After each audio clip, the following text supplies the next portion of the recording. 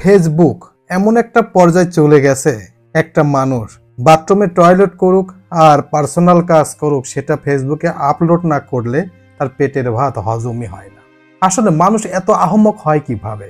বাবা মারা যাচ্ছে, বাবা অসুস্থ, চোখ বড় হয়ে গেছে, যে কোনো সময় মারা যেতে পারে, আশেপাশে কোরআন তেলাওয়াত হচ্ছে, আর সেই ভিডিও শুট করে ফেসবুকে ছেড়ে দিয়েছে। ভিডিওটা দেখেন,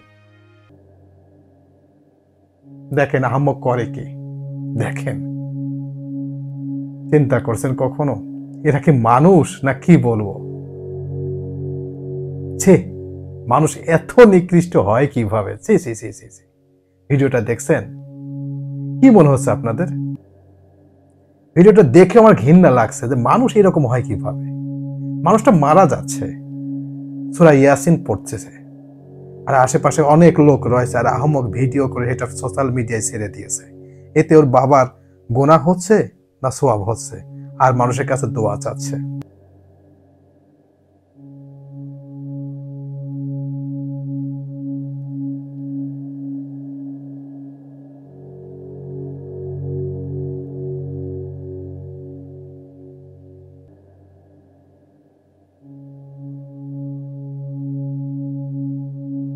মফিজ কোন এলাকার লোক আমি জানি না।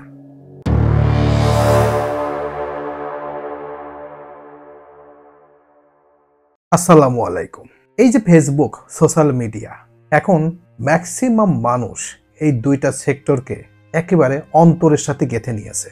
কারণ সবাই জানে যে সোশ্যাল মিডিয়ায় ভিডিও ছাড়লেই ইনকাম, লাখ লাখ টাকা কামাই করা যায়। তো এই অফার, এই জিনিসটা ছাড়বো কেন? যে যেরকম পারছে তার প্রতিভা, তার মেধা দিয়ে এই সেক্টরে কাজ করছে। আসলে এই কাজকে আমি নেগেটিভ মাইন্ডে নিচ্ছি না, এটা আসলে ভালো। কিন্তু কিছু কিছু কাজ আছে সেগুলো সোশ্যাল মিডিয়ায় না দেওয়া ভালো। দেখেন, যে ভিডিওটা আপনারা দেখলেন, এই ভিডিওটাকে আদৌ কি দেওয়া উচিত হয়েছে ওই কন্টেন্ট ক্রিয়েটরের?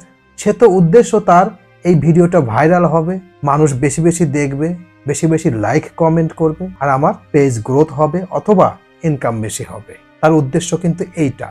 তার বাবা মারা যাচ্ছে, তার বাবা মৃত্যুর শয্যায়, পাশে কোরআন খতম দেওয়া হচ্ছে, ওটা উদ্দেশ্য নয়। উদ্দেশ্য তার এইটা যে এই ভিডিওটা ছাড়লে তার ভিডিও ভাইরাল হবে, সেখানে একটা ভালো একটা রেভিনিউ আসবে, সেটা সে পকেটে নেবে। তো এই ভিডিও, এই ধরনের ভিডিও যারা দিয়ে থাকেন, আমার মনে হয় তাদের এখনো বুদ্ধির অভাব আছে। তা না হলে এই কাজ কিভাবে করে?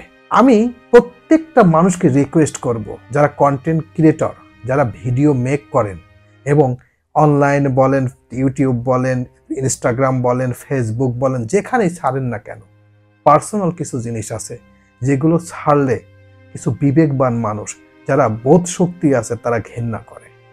আমি যেমন এই ভিডিওটা দেখার পর আমি ঘৃণা লাগছে, আমার কাছে খারাপ লাগছে, এই জন্য আমি একটি ভিডিও বানিয়ে ফেললাম। এখন আপনি বলতে পারেন, আপনি বানালেন কেন? আমি একটা কারণে ভিডিওটা বানালাম, সেটা হচ্ছে এইরকম যেন পরবর্তীতে কেউ না করে। কারণ ভাই, কিছু কিছু জিনিস আছে সেগুলো সোশ্যাল মিডিয়ায় সামনে জাহির না করাই ভালো। ওই লোকটার অ্যাটিটিউড, চোখ বড় বড় হয়ে যাচ্ছে, ওটা দেখে তো আমারই ভয় লাগছে রে ভাই। পাশে সূরা ইয়াসিন পড়া হচ্ছে, আর সেই ভিডিও আপনি সোশ্যাল মিডিয়ায় দিয়েছেন।